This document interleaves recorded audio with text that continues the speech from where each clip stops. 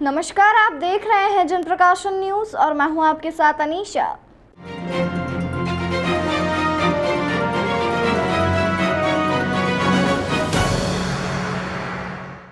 उज्जैन स्थित महाकाल लोक में घटिया मूर्ति निर्माण के बाद सिंहस्थ की जमीन को भी निगलने का मास्टर प्लान तैयार हो गया है।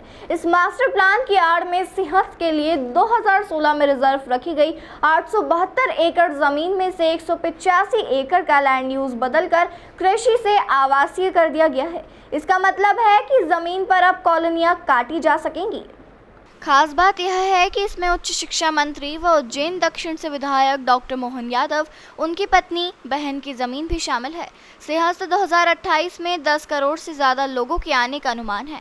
ऐसे में चिन्हित जमीन पर कॉलोनी बसाने का फैसला उज्जैन और सिंहस्थ के लिए खतरनाक साबित हो सकता है। सिंहस्थ मेला क्षेत्र से जमीन मुक्त करने के अलावा मास्टर प्लान की आड़ में जिन जमीनों का लैंड यूज बदला गया है, उनमें भी भाजपा नेताओं को सबसे ज्यादा फायदा पहुंचाया गया है। कृषि से आवासीय हुई ज्यादातर जमीनों का मालिकाना हक मंत्री, उनकी पत्नी, जन अभियान परिषद के उपाध्यक्ष विभाष उपाध्याय और ऐसे ही कई प्रभावशाली नेताओं और बिल्डरों के नाम पर है। उज्जैन में हर 12 साल में सिंहस्थ मेला लगता है। अगला सिंहस्थ 2028 में होगा। लाखों लोग इसमें शामिल होते हैं। साधु संतों के पांडाल लगते हैं। श्रद्धालुओं की सुविधा के लिए अस्थायी निर्माण भी किए जाते हैं। इसे ध्यान में रखते हुए सिंहस्थ मेला क्षेत्र नोटिफाइड किया जाता है। इस क्षेत्र में किसी भी तरह के आवासीय या व्यावसायिक निर्माण की अनुमति नहीं रहती है। यह नियम निजी जमीन पर भी लागू होता है। यदि मेला क्षेत्र में निर्माण की अनुमति देना शुरू हो जाए तो सिंहस्थ मेले पर भी संकट खड़ा हो जाएगा। 26 दिसंबर 2014 को उज्जैन के तत्कालीन कलेक्टर कविंद्र कियावत के आदेश से सिंहस्थ मेला सैटेलाइट टाउन बनाने के लिए जून 2016 तक अस्थायी मेला क्षेत्र घोषित किया गया था। इसमें कुल 352 हेक्टेयर जमीन रिजर्व की गई थी।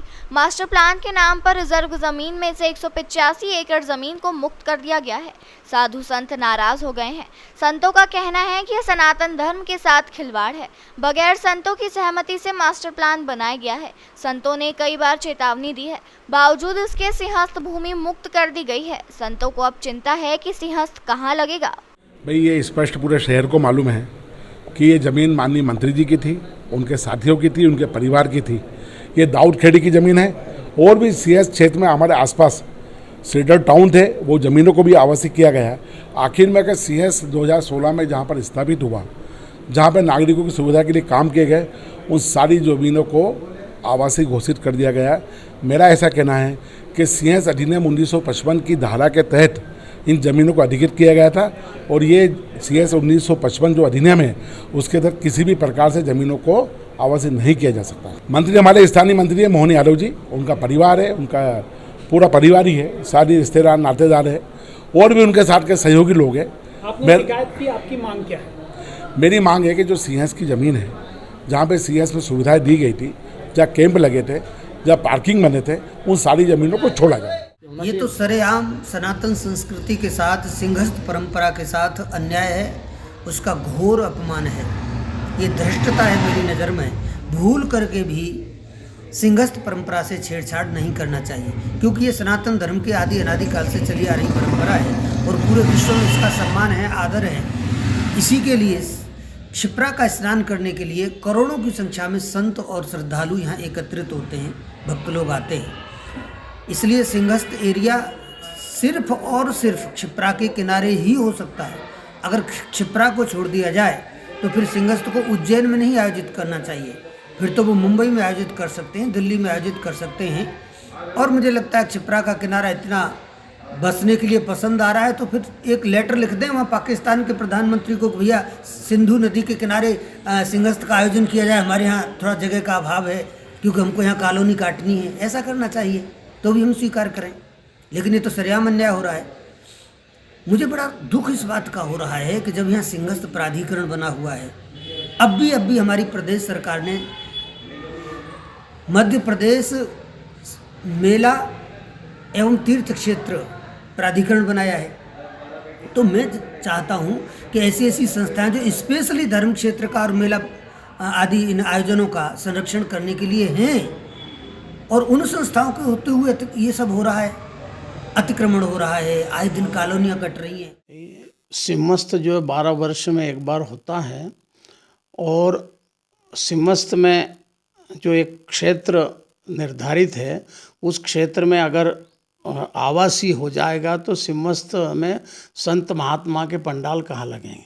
अगर ये सिपरा के निकट से अगर दूर जाते हैं तो वहाँ से प्रत्येक अखाड़े को एक लिमिटेड समय मिलता है स्नान का, और उस समय में उसको घाट पे स्नान करके घाट खाली करना पड़ता है।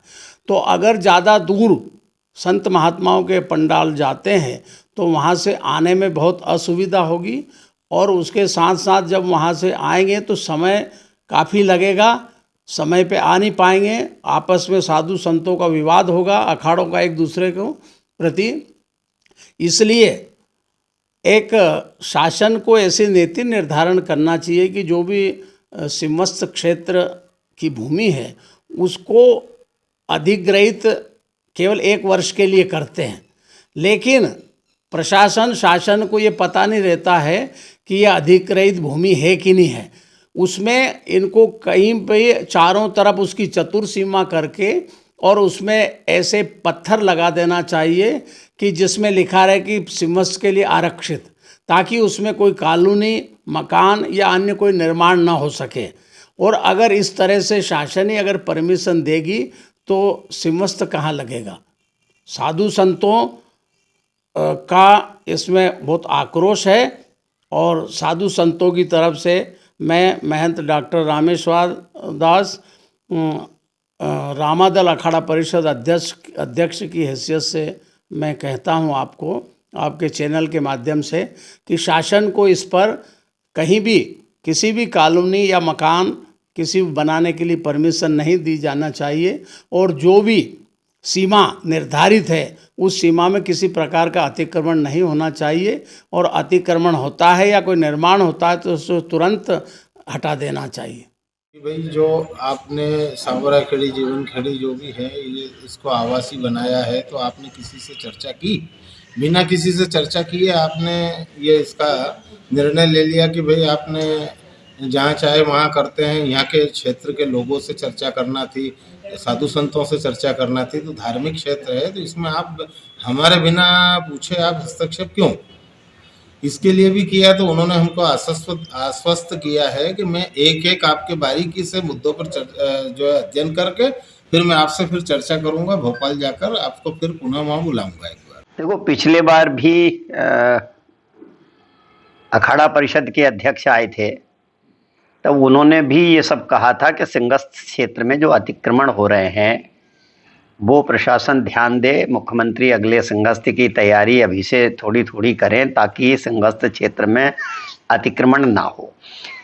दूसरी बात, आज पेपर में ये भी पढ़ा है, देखा है कि जो सिंहस्थ क्षेत्र में उपयोग आने वाली बाईपास की जो ज़मीन थी उसको अगर आवासीय बना देते हैं तो चूँकि छिपरा के किनारे ही सिंहस्थ लगता है, और या ये कहें कि नदी का ही किनारा हो वहीं सिंहस्थ लगना चाहिए, क्योंकि नदी का किनारा नहीं होगा तो दूर दूर जाकर के लोग बसेंगे तो वहाँ ना जनता पहुँचती है ना लोगों को सुविधा मिल पाती है।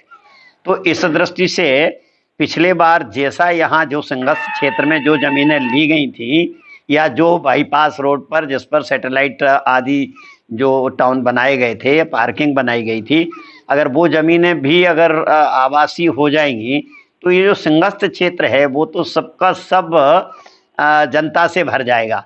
महात्मा कहाँ बैठेंगे, कहाँ जाएंगे? इसलिए महात्माओं का विशेष रूप से ध्यान रखते हुए, सिंहस्थ को ध्यान रखते हुए, मैंने तो अभी इस बार ये भी बात उठाई थी कि आप जो भी काम कर रहे हैं अब वो 4-5 सिंहस्थों को मान के करिए, क्योंकि आपके यहाँ महात्माओं की संख्या बढ़ती जाती है, क्षेत्रों की संख्या बढ़ती जाती है। लोग अधिक अधिक भूमि मांगते हैं लेकिन दूर नहीं मांगते हैं, पास ही मांगते हैं। लड़ना झगड़ना भी यहाँ जो होता रहता है वो पास की ज़मीनों को लेकर के ही होता है। लोग अपना अपना उदाहरण देते हैं, हम इतने समय पहले यहीं लगते थे, हम नहीं जाएंगे दूर। और दूर जाने पर जो जनता है, दर्शनार्थी हैं, लोग हैं या उनके खुद के भक्त हैं, वो पहुँच नहीं पाते हैं।